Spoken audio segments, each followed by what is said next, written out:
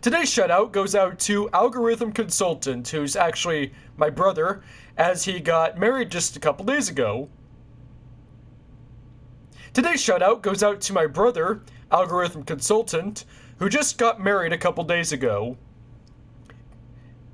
Congratulations! Well, folks, big news today. Actually, this news came out 3 days ago, so... Well, folks, big news today. Actually, this news came out a few days ago, but I just found out about this apparently. I don't know why I am now finding out about this after 3 days, but whatever.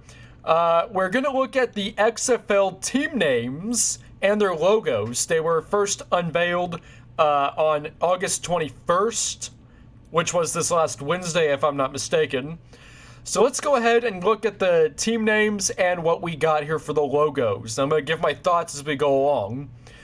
So first off, we have the Dallas Renegades, who are my local team. There's the logo right there. We'll look at that in a second.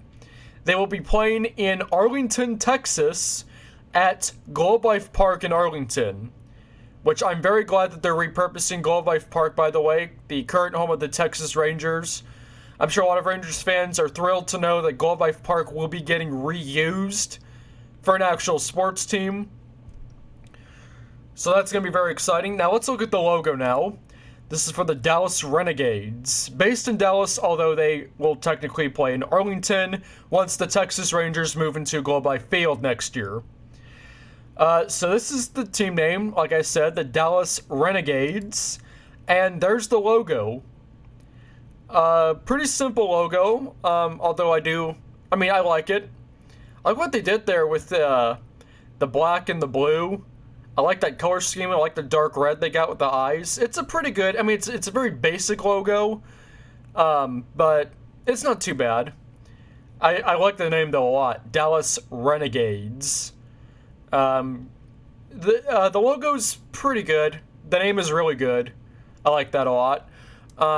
Next up, we have who I presume will be the Dallas Renegades' rival, the Houston Roughnecks. I'm a little bit surprised it wasn't the Houston Rednecks, but I guess they thought Roughnecks would be better.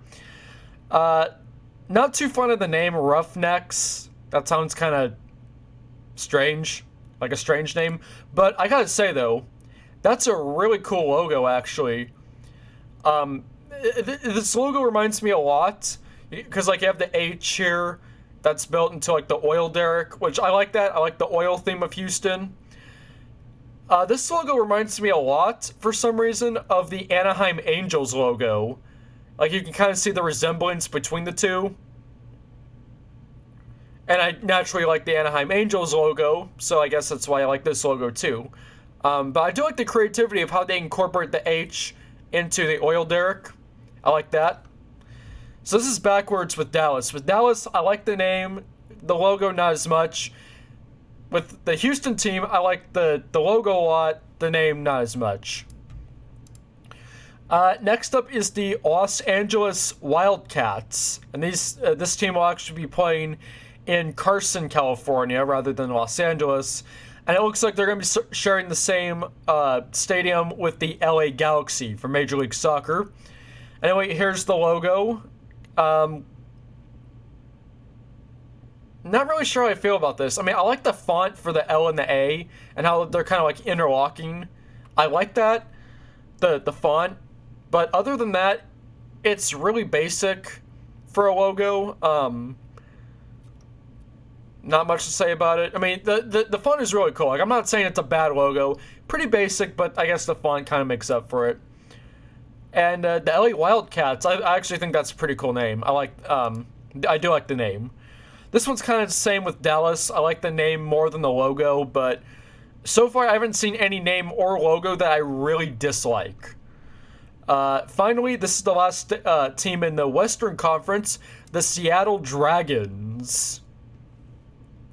Now that's a cool logo. I like that logo. I like that dragon drawing. I like the green and the orange. I think that's a really cool color combination. I love the font too, by the way. I guess I'm a little confused as to why they call it the Seattle Dragons. Don't really know what dragons have to do with Seattle. If it were up to me, I would have called them like the Seattle Emeralds. But for some reason, I'm actually predicting that's going to be the NHL's new team, so I guess it wouldn't make any difference if that ends up being the case. But of course, at the same time, Dragons is kind of generic. You could use that for any city, you know? Like the San Francisco Giants, for example. Like the Giants, you can use that anywhere. Or like the Kansas City Royals, which, I mean, why am I using baseball teams when we're talking about football here? Okay, if I want to give some NFL examples, like the Philadelphia Eagles. I mean, you can use Eagles pretty much anywhere. Like, you could call the Dallas team the Dallas Eagles, because I'm pretty sure we have Eagles here in Dallas, but they're called the Cowboys instead, which is more fitting, if you know what I mean. But yeah, I mean, it's a cool logo. I like the name is pretty cool. I love the logo, actually. So far, this might be my favorite logo, though Houston takes a close second as far as logo goes. So those are the four Western Conference teams. Now let's look at the Eastern Conference. The Washington, D.C. team, called D.C. Defenders.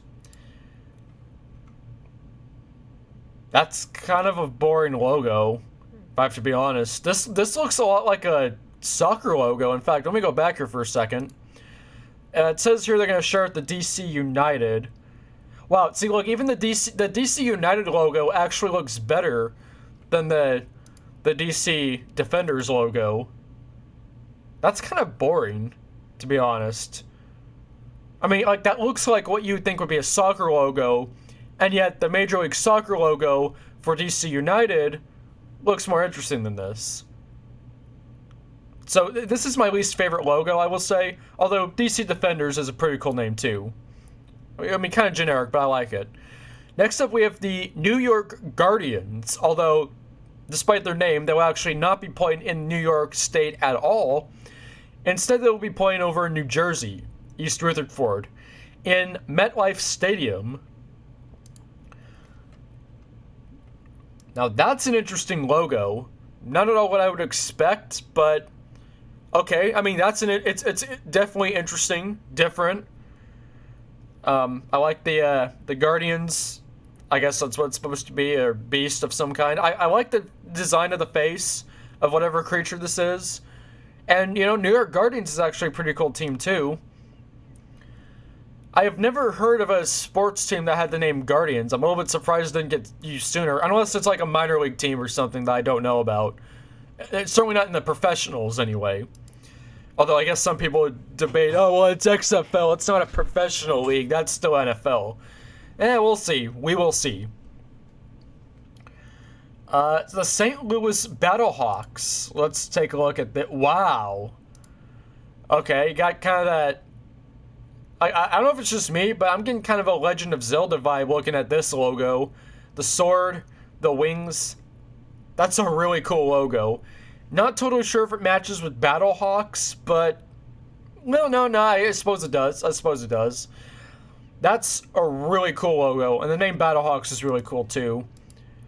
This is going to be a great logo and team. This team will actually be playing at, what's the arena? The Dome at America's Center. I believe this was the home of the St. Louis Rams. But yeah, St. Louis Rams before they moved to LA. For some reason, I was thinking it was the St. Louis Browns that moved to Cleveland. I'm stupid. No, it was the Rams. They were in St. Louis until they moved back to LA. Anyway, so that stadium's been vacant ever since then. The Battlehawks will move into that stadium. I guess that's why St. Louis was a perfect city to put an XFL team, because the residents of St. Louis have been really upset since their NFL team moved back to LA. Especially with LA having two teams now, with the San Diego Chargers moving to LA.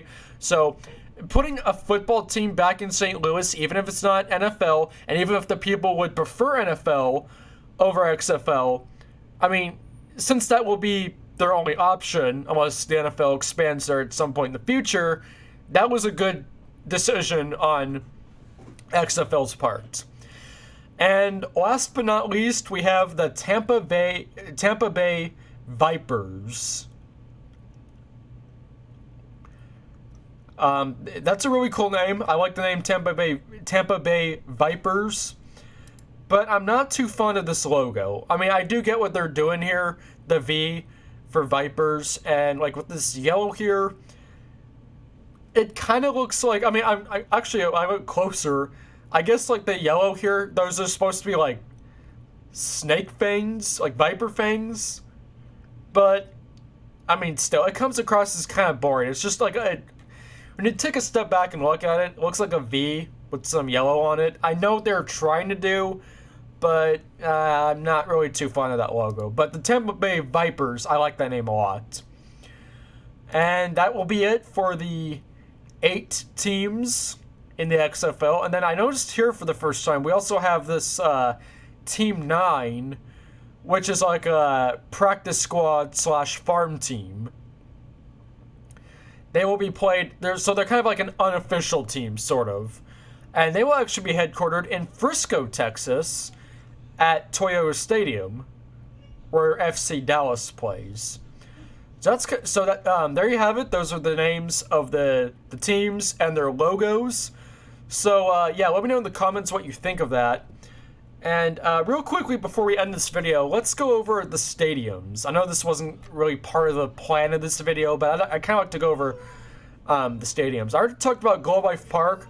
I'm really glad that they're reusing Globe Life Park because it's literally like one of the best venues like in the whole country. I'm not kidding. It's one of the greatest venues, much less specifically baseball venues that they're using. And, you know, Globe Life Field is okay. Like, I've seen renderings of it. It looks okay. It doesn't hold a candle to Globe Life Park. So I'm glad we're reusing Globe Life Park here. Not to mention, the XFL season, if I'm not mistaken, starts in February because it's intended to start in February, like the week after the Super Bowl in the NFL. So with the season starting in February and ending sometime in summer, like June, July, around that time, they won't have to deal with the hot weather as much as the Rangers did at Globe Life Park. And I'm sure, like, by the time they get to, like, the end of the season, like, with the playoffs and stuff, most of those games will probably be at nighttime anyway. I mean, like, when you get to the playoffs, most games are usually at nighttime. So there's that, but for most of the season, they won't have to worry about the heat, which is good. Because it does get hot here in Texas, because, I mean, that's where I live, North Texas. It gets hot here. And then, of course, we have the Rough Riders at TDECU Stadium. I was kind of hoping, like, if it was up to me, like, I was kind of hoping they'd play in Minute Maid Park. That'd be kind of cool, although I guess Minute Maid Park, it does have the smallest dimensions of any Major League Baseball stadium, so I guess they didn't have enough room for that. Instead, they're playing at TDECU Stadium, which is on the campus of University of Houston. Oh, and also it has a larger capacity. No, I guess it doesn't. 40,000 capacity. What's the capacity for Minute Maid Park? Let's look that up real quick. Minute Maid Park is roughly the same. It's alternated with renovations and stuff. It's slightly higher, but it's not much different. But in any case, this is the stadium they went with on that. It's the only college football stadium, to my knowledge, that's hosting an XFL team. Although we have Dignity Health Sports Park. Oh, this is actually another one. Held on the campus of California State University in Carson. Which also, this is the same stadium that hosts the XFL team, Major League Soccer team, LA Galaxy. I didn't know Major League Soccer had its stadium on a university. That's kind of weird. Here's an NFL stadium, CenturyLink Field, right next to Safeco Field. Makes sense why they go with this one over Safeco because, one, it's already a football venue, and two, it has a higher capacity, I guess. Not too surprising there. DC Defenders will play at Audi Field, home of the Major League Soccer team, DC United. I can't believe I didn't click on the Globe Life Park Wikipedia article when I was talking about this. Yeah, look at how gorgeous this park looks. Not just on the outside, but on the inside, I mean. But on the outside, look at that. Look at how amazing this ballpark looks. Sorry, I just had to go back and focus on that. Look at that. I'm glad they're reusing that stadium. Getting back on topic, though. MetLife Stadium. Another NFL stadium, I guess. Not much to say on that. This is technically in New Jersey, even though they're the New York team. As are the two teams that play in the NFL at MetLife Stadium. And then we have the Dome in St. Louis, which has been vacant since 2015. Will no longer be vacant next year.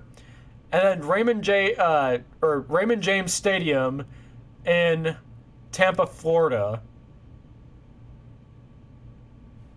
And this is, I believe, home to the Tampa Bay Buccaneers. Yep, another NFL stadium. So we have two university stadiums. We have 3 NFL stadiums, 2 current, 1 former, though. Oh, no, I'm sorry, 4 NFL stadiums, 3 current, 1 former. We have 2 Major League Soccer stadiums, although this one, not that one. This one is actually University and Major League Soccer. It's 2 and 1. And then you have Globe Life Park, which is the only Major League Baseball stadium, or former Major League Baseball stadium, to host a XFL team. Anyway, that just about does it. So thank you for watching this video. Let me know what you think of this, the team names, the logos, the stadiums they're playing in. Let me know what you think of all that in the comments. I'd love to hear your thoughts. Until next time, this is Clear Sky Productions, signing off.